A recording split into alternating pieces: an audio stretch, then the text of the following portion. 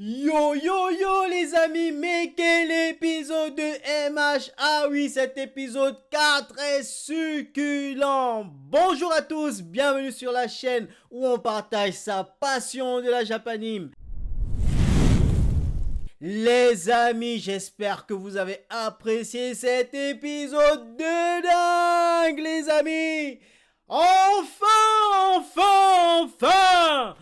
Le All for One est défait. Oh là là là là, quelle masterclass pour Bakugo, mais il a tout donné.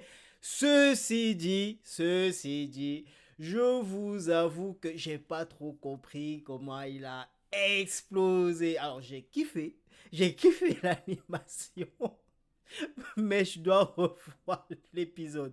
Ok, j'ai compris qu'il a fait passer sa sueur, puisque je pense à la glycérine explosive, là, c'est dans sa sueur, dans la bouche du All for One. Mais oh là là, l'animation, elle était d'une dinguerie. J'ai kiffé les explosions. Mais c'est bien, super bien. Je suis super content pour Bakugo parce qu'il est mis en avant et il donne tout. Même si à la fin, il n'arrive pas à prendre la pose de son héros. Oui, il voulait cette pose du One for All. Mais il n'a pas pu. Et l'épisode, il était bien rythmé. Franchement, il était bien rythmé. Les animations, comme toujours, au rendez-vous. On en a à revendre. Et surtout, on en apprend plus une autre antagoniste. Oui, le All for One. Oh là là. Depuis sa naissance, les amis, depuis sa naissance, ce n'est qu'une boule d'égoïsme.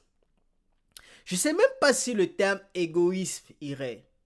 On est à fond dans l'excès, dans l'exubérance de j'ai failli dire, c'est pas l'égoïsme, c'est il ne pense qu'à lui, parce que égoïsme, oui, on tient à soi, c'est de l'égocentrisme, c'était le terme. Égocentrisme, c'est-à-dire tout ce qui est autour de moi m'appartient. Tout est centré autour de moi. Tout est régi par moi. Tout est dirigé, éclairé que par ma propre propulsion. Les autres, je m'en fous. Si tu ne me sers à rien, je te tue. Si tu ne me sers à rien, je m'en... Enfin, quoique, les autres, je m'empare de ce que vous êtes, puisque je prends votre vie. Je prends ta vie, la chose la plus précieuse que tu détiens, je la foule aux pieds pour mes propres désirs. Dès sa naissance, voilà ce qu'est ce personnage. Et ça illustre bien son désir de s'accaparer des pouvoirs des autres, puisque en prenant les pouvoirs, en arrachant les pouvoirs, il mettait fin à la vie de ceux qui étaient autour. D'ailleurs, il y a l'enfant brillant et tout là, dont il allait prendre la vie. Tout ça parce que les regards n'étaient pas tournés sur lui. La jalousie créée par cet égocentrisme, puisque vous ne me regardez pas, alors je retire cette attention que vous donnez à ce qui n'est pas moi.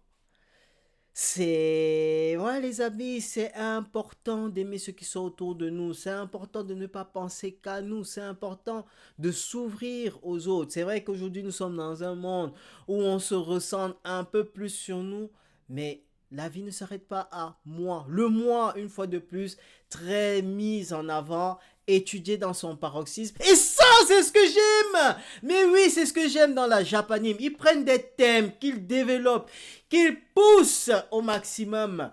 Et ça, j'achète, ça, je prends. Et j'ai aimé dans l'épisode. Franchement, j'ai apprécié l'épisode. Et c'était bien, c'était important quand même d'avoir un retour sur ce personnage quand même hein, qui nous tient. Parce qu'on a All Might depuis le début et on sait que c'est l'adversaire ultime d'All Might. On connaît je vais dire quoi, les aspirations de Tomura, mais le All for One, on ne les connaissait pas. Donc on voit vraiment que c'est juste un sentiment humain exacerbé qui fait le personnage. Donc c'est bien qu'on le sache, c'est bien qu'on le découvre et c'est bien fait. Par contre, j'ai quand même une rétention dans l'épisode, c'est au début, quand on commence à parler de lui, quand on explique pourquoi son frère était chétif et tout, sa mère étant couchée quand elle meurt d'ailleurs, parce que je sais même pas si c'est nourri d'elle, je sais pas s'il a complètement vidé de... Ça, c'est quelque chose que j'ai pas trouvé parce que c'est pas très poussé. Ok, on la voit pratiquement morte. Ils sont en train de s'allaiter eux-mêmes, finalement. Je pense qu'elle est morte. Donc, est-ce qu'il a complètement vidé pour grandir à ce rythme-là? Parce que c'est vrai qu'il ne laissait rien à son frère, mais c'est-à-dire qu'il a absorbé presque toute l'énergie vitale de leur mère. C'est pas trop développé. Bref, ça laisse un petit flou. Alors, vous me direz si je pars un peu loin dans mes suppositions. Et en plus de ça, la première fois où on voit son pouvoir là qu'il a pris à sa mère, enfin ce qu'on dit en tout cas, je pense qu'il a hérité ce pouvoir. On dit il y a un son qu'il a hérité de sa mère, mais c'est quoi ce son? C'est pas développé. Ok, on voit les mecs qui voulaient aller tabasser, je pense des gens qui ont des pouvoirs, je sais plus trop. Et ils sont dans je sais pas si c'est une mine ou des égouts. Et là, on le voit apparaître. Et, ah oui, c'est juste un orphelin. Et puis, il y a un bruit. On nous dit juste, c'est le bruit qu'il a pris de sa mère. Mais que signifie ce bruit? Qu'est-ce que ça représente? Est-ce que c'est le bruit qui signifie la mort qui arrive? Puisqu'après ce bruit, les mecs, ils sont tués. On voit son pouvoir des os là qu'il sort un peu de partout. Donc ça, c'est mon X, c'est que c'est pas développé. On nous sort juste un gros thème et puis paf, on passe à autre chose. Ça, c'est la limitation que j'ai dans l'épisode. Voilà, c'est vraiment l'élément qui me retient. Dites-moi en commentaire si il y a d'autres éléments que vous auriez voulu être plus développés. En tout cas, moi, c'est le manque que j'ai eu dans cet épisode. En dehors de ça, j'ai bien mangé. C'était bien. Salade tomate oignon.